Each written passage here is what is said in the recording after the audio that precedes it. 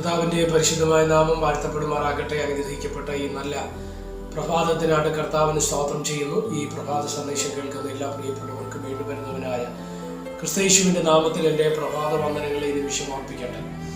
വളരെ പ്രാർത്ഥനയോട് തികഞ്ഞ ദൈവാശ്രയത്തോടും കൂടി തിരുവചന സന്ദേശത്തിലേക്ക് നിങ്ങളെ സ്വാഗതം ചെയ്യുന്നു.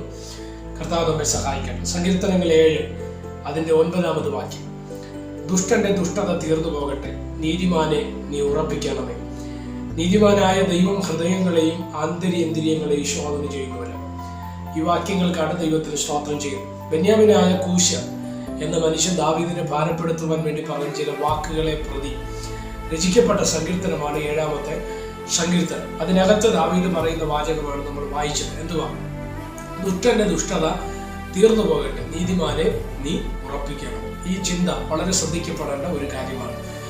നമ്മൾ എപ്പോഴും ചിന്തിക്കുകയും പറയുകയും ചെയ്യുന്ന ഒരു കാര്യമാണ്, എന്തുകൊണ്ട് ദുഷ്ടൻ വളരുന്നു അല്ലെങ്കിൽ ദുഷ്ടന്റെ സമ്പത്ത് വർദ്ധിക്കുന്നു എന്നൊക്കെ നമ്മൾ പലപ്പോഴും ചിന്തിക്കാറുണ്ട്. ആസാഫിന്റെ സങ്കീർത്തനത്തിനകത്ത് നമ്മൾ കാണുമ്പോൾ അദ്ദേഹം പറയുന്നൊരു വാചകമുണ്ട്, അല്ലേ? സ്തോത്രം. അവന്റെ ദുഷ്ടന്റെ കണ്ണ് പുഷ്ടി കൊണ്ട് ഉന്തി നിൽക്കുന്നു, ഞാൻ കുറ്റമില്ലായ്മയിൽ എൻ്റെ കൈകളെ കഴുകിയത് വ്യർത്ഥമത്ര എന്നൊക്കെ പറയുന്ന ആസാഫിന്റെ സങ്കീർത്തന ഭാഗങ്ങൾ നമുക്ക് കാണുവാൻ തക്കവണ്ണം കഴിയപ്പെടുന്നത്. ഇവിടെയും അതുപോലൊരു ചിന്തയാണ് നമുക്ക് ഈ വാക്യങ്ങൾക്കകത്തുകൂടെ മനസ്സിലാക്കാൻ തക്കവണ്ണം കഴിയുന്നുണ്ട്. പലപ്പോഴും നമ്മുടെ ചിന്തകൾക്കകത്ത് എന്തുകൊണ്ട് ദുഷ്ടന്മാർ വളരുന്നു, എന്തുകൊണ്ട് ദുഷ്ടന്മാർ അഭിവൃദ്ധി പ്രാപിക്കുന്നു എന്നൊക്കെ ചിന്തിക്കാറുണ്ട്.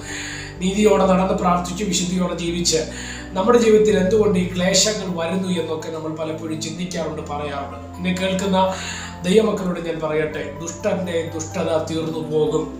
അവന് വളർച്ചയുണ്ടെങ്കിലും സമ്പത്തുണ്ടെങ്കിലും അഭിവൃദ്ധി ഉണ്ടെങ്കിലും അത് താൽക്കാലികമാണ്. തിരുവചനം പറയുന്നവനെ വഴിവഴിപ്പിൽ നിർത്തിയിരിക്കുന്നു, അവനൊരിക്കലും നിലനിൽപ്പില്ല. എന്നാൽ നീതിമാനെ ദൈവം ഉറപ്പിക്കും എന്ന് തന്നെയാണ് ഈ സങ്കീർത്തനത്തിനകത്ത് മനസ്സിലാക്കുവാൻ തക്കവണ്ണം കഴിയുന്നത്. നമുക്കറിയാം, ദാവീദിന്റെ ജീവിതാനുഭവത്തോടുള്ള ബന്ധത്തിൽ കൂശമല്ല, പക്ഷെ അവൻ പല മേഖലകളിൽ നിന്നല്ലേ, ചെറുതും വലുതുമായ പല വിഷയങ്ങളിൽ നിന്നും അദ്ദേഹം ക്ലേശം അനുഭവിച്ചിട്ടുണ്ട്. വാക്കുകളെ പ്രതി ആക്രമണങ്ങൾ ഒക്കെ ദാവീദിന്റെ ജീവിതത്തിനകത്ത് വന്നിട്ടുണ്ട്. പക്ഷെ എന്തുകൊണ്ട് ദാവീദിന് ഒന്നും ചെയ്യാൻ പറ്റിയില്ലെന്ന് ചോദിച്ചാൽ, ദാവീദ് നീതിമാനായിരുന്നത് കൊണ്ട് സ്തോത്രം ദാവീദിനെ തകർക്കുവാൻ ആർക്കും കഴിഞ്ഞിരുന്നില്ല എന്നുള്ളതാണ് നമ്മൾ മനസ്സിലാക്കപ്പെടേണ്ടത്. സ്തോത്രം. യോസേഫിനെ കുറിച്ച് ബൈബിൾ പറയുന്നത് ഇങ്ങനെയാണ്: വില്ലാളികൾ അവനെതിരെ എയ്തു, അവന്റെ വില്ല് ഉറപ്പോടെ നിന്നു എന്ന് തിരുവചനം നമ്മളെ പഠിപ്പിക്കുന്നു. എന്താ കാര്യം? അവൻ നീതിമാനായിരുന്നത് കൊണ്ട് വില്ലാളികൾ അവനെതിരെ എയ്തു വിട്ടെങ്കിലും അവനെ തകർക്കുവാൻ പിശാചിനോ ലോകത്തിനോ മനുഷ്യർക്കോ കഴിഞ്ഞില്ല. കാരണം അവൻ നീതിമാനായിരുന്നു. നിങ്ങൾ നീതിമാനാണെങ്കിൽ നിങ്ങളെ ദൈവം ഉറപ്പിക്കും. അടിസ്ഥാനമില്ലാത്ത വിഷയങ്ങളിലൂടെ അല്ലെങ്കിൽ ബലമില്ലാത്ത തലങ്ങളിലൂടെ നമ്മൾ കടന്നു പോകുന്നുവെങ്കിൽ നമ്മെ ഉറപ്പിക്കുന്ന ഒരു ദൈവമുണ്ടെന്നുള്ള ആ പ്രത്യാശയോടെ, ആ വിശ്വാസത്തോടുകൂടെ മുന്നോട്ട് പോകുവാൻ സ്വർഗത്തിലെ ദൈവം നമുക്ക് കൃപ നൽകട്ടെ.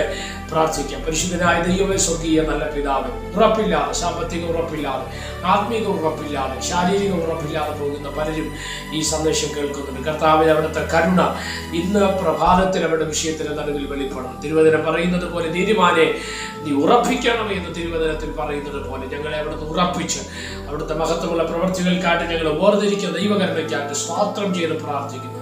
സമസ്തവും തൃക്കരകൾ തരുന്ന കൂടെ ഇരിക്കണം. മഹത്വം അങ്ങേക്ക്. യേശു കർത്താവിന്റെ നാമത്തിൽ പ്രാർത്ഥനകളെ കേൾക്കണം. സ്വർഗീയ നല്ല പിതാവേ, ആമേൻ. എല്ലാവരെയും ദൈവം അനുഗ്രഹിക്കട്ടെ. God bless you.